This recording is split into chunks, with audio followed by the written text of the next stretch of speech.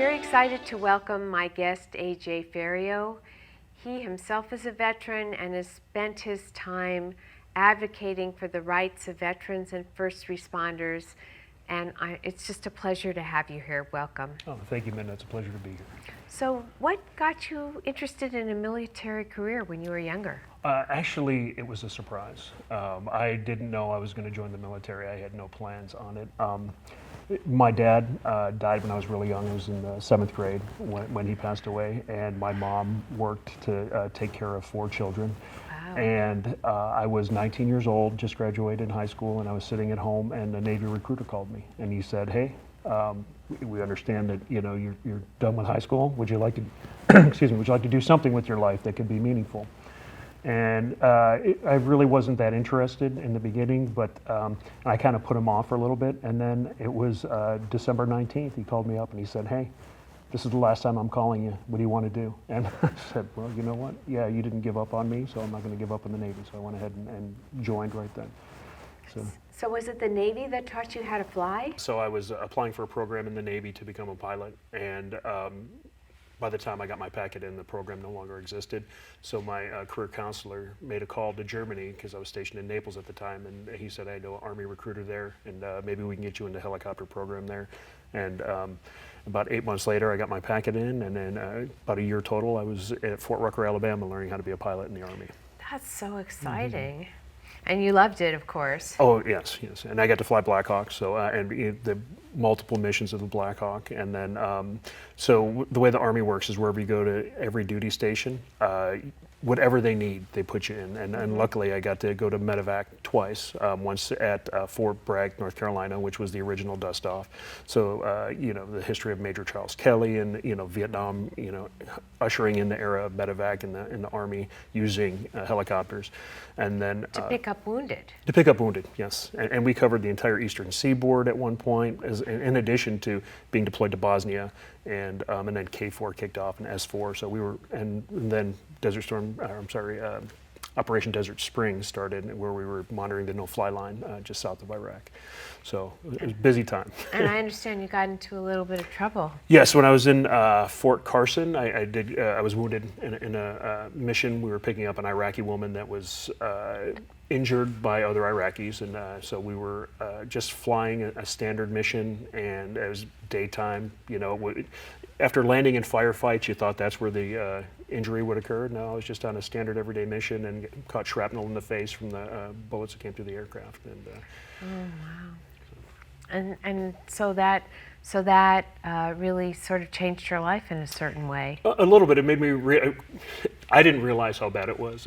My friends go, "Wow, you're still going to fly after that?" And I was like, "Well, yeah, that's what we're here for." And so then I retired out of Fort Carson. My daughter was a senior in high school, and our whole unit was moving to Texas. So I said, I can't switch, high schools as a senior. And so I retired out of Fort Carson, and then ran right back to Iraq. I started working for contracting companies. I worked for Blackwater for a bit, and then DynCorp, and went right back to the combat zone, not because I enjoyed people shooting at me, but because the people I was working with were all veterans, and we talked the same talk. We all know similar core of experience. So everybody that was there was a veteran in one way or another. So there was a comfort zone there. Right, you found your people. Right, exactly. And they had a sense of service and a sense of values that you shared. Exactly. And they all, were willing to lay down their lives for me and me for them. So whether the service was done or not, it was about the guy standing next to you. Yeah. And that kind of led into where we went with hospice afterwards, because we started a hospice company, my wife and I, to take care of veterans and first responders. So did you meet her when you were over there? Yes, when I was working for Blackwater, she was there as well, and she was an Army veteran as well. So we started dating, and then we got married. And then after that, she got pregnant, and then we couldn't go back to Iraq when she was pregnant. So it was actually her idea to get into healthcare. So we started taking care of veterans at an assisted living home in Arizona. And that was an eye-opener. guys who were in World War II that started having a touch of dementia, and we didn't realize what honoring meant at the time. It was just Right. kind of incidental to who we were. This guy, one guy in particular, his name was Art. He was a B-29 instructor pilot in World War II. Wow. So we were just like, hey, I'd buy pictures of B-29 so he could hang up in his room. And even though he'd forget his name at times, and at other times he'd come up to me and say, I can't find my keys. Once I put the aircraft away, could you drive me home? And just like, yeah, Art, we got you, buddy. And but it was just little things like that where you saw that memory was so, it was so strong and so powerful that Right. it resonated throughout his disease process. And he ended up passing away of end-stage Alzheimer's, but his military history kept shining through. Then we decided, because when you have a 30-bed assisted living home for veterans, you can only care for 30 people. So we saw what hospice could do and the benefits that it had, and where we were lacking when we're supporting our veterans in that. So we came out to California, because California has the highest population of veterans in the country currently, and an unproportionately high number of homeless veterans, 11,300 homeless veterans in the state of California. Amazing. Yes, 1.8 million veterans and 11,300 homeless. So we wanted to make an impact. These guys are dying alone, under bridges, in pain, cold, and they were willing to make the ultimate sacrifice for the country. And some of them were from Korea, some of them were from Vietnam, and a lot of the programs we found out there did not address the issues that were causing their homelessness. It's not a lack of housing. There's programs that the VA has to provide housing to these guys, but they're not accessing those. Right. So it's sort of a lack of knowledge about what's available as opposed to a lack of resources. Correct.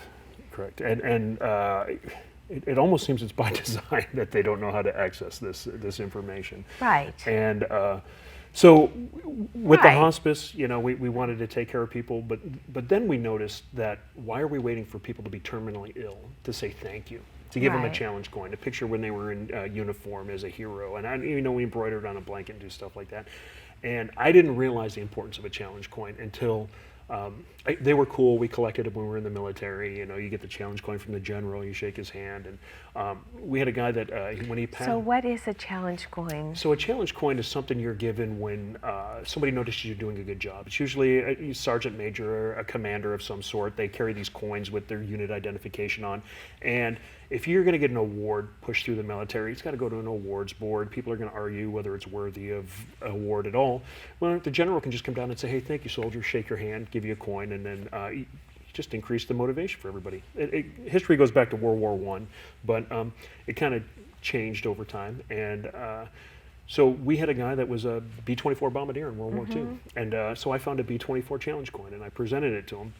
He was no longer verbal. He had Alzheimer's. But the morning he passed away, the nurses found him in his room holding his challenge coin in his hands like he was praying. So that meant so much to him that he didn't grab his call button to call for help or anything like that. He grabbed his challenge coin and started praying. And so that's when it kind of hit. You're like, wow. And, Yeah. and we're how many guys are never getting that thank you at the end of life? Exactly. Or during life. Yes.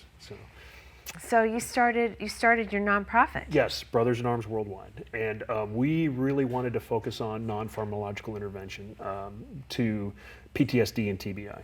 I myself had 2 TBIs. One when I was in the Navy, which was severe enough that I had to have surgical intervention, and then in the Army when I was wounded in Iraq.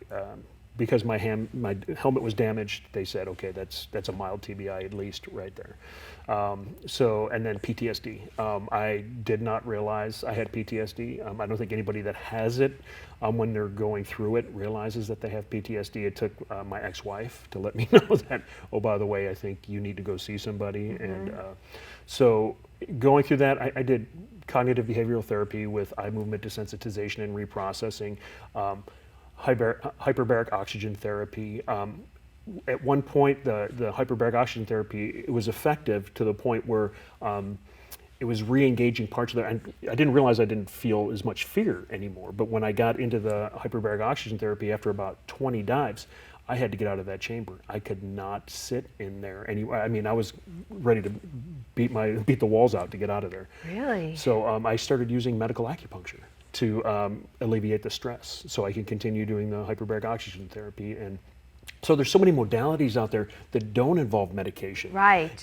But what are we doing? We're using off-label medication as the core of what we're doing. It's easy. Yes, yes. And now we're experimenting with MDMR. And let's give people the, ecstasy, basically. Yeah. And, well, they're very happy afterwards. Right. Well, there's a surprise. Why not heroin? Yeah, exactly.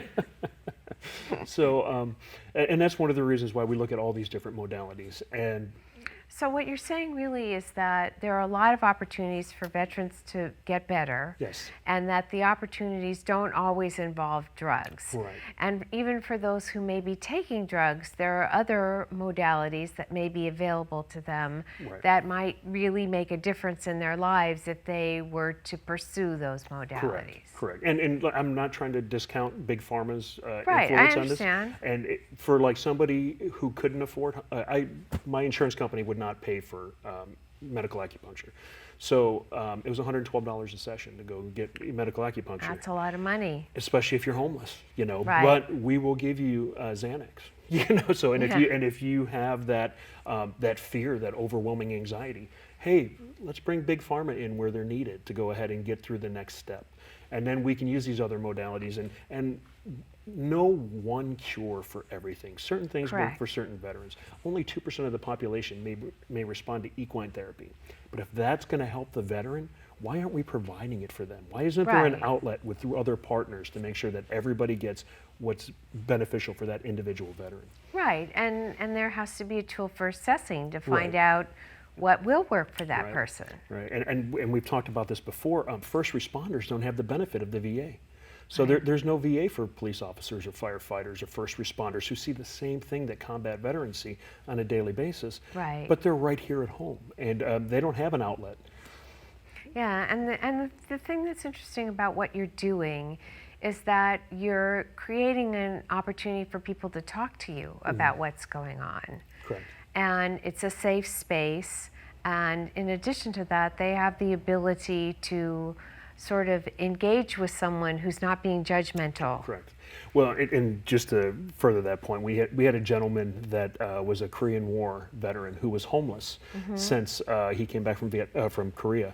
He never reintegrated into society. Right. When he came to us, he was already terminally ill and dying.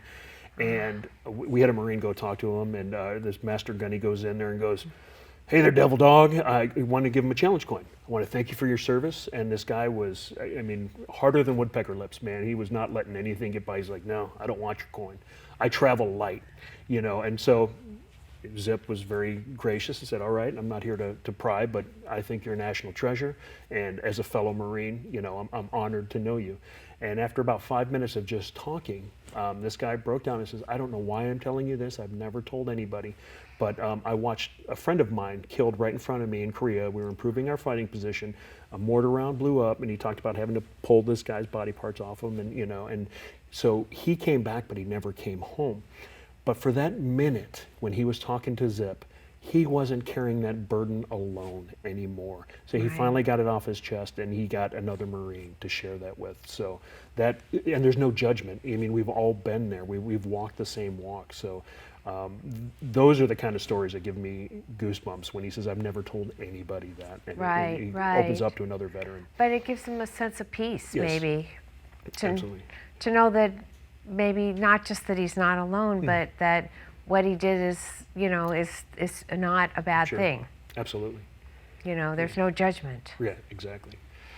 Yeah. And so you and your wife are still providing the hospice services for veterans? We're in the process of selling, so we can focus fully on our philanthropy side of it, because we talked about the healthcare industry before, but CMS is, they put so many rules into actually being able to provide the kind of care we want to provide.